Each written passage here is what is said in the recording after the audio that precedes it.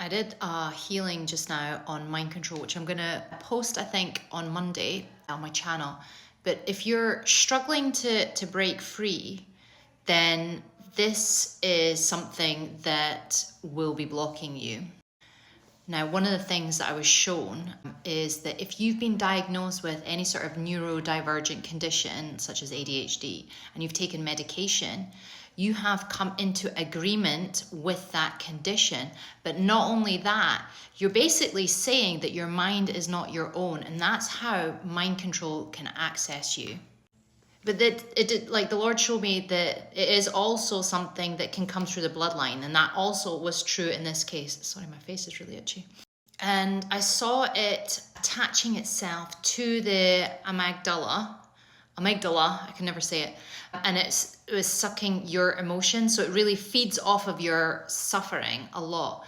And by coming out of agreement, we were able to go through, and the Lord was showing me all this heaviness that was coming through this space. And it actually was just, I was just sitting there just like it was just a lot of heaviness. That's all I can say. And it just made you hypersensitive as well. He showed me how inflamed your brain got, how inflamed your nervous system was because of the reactivity to everything. So this was all part of the healing.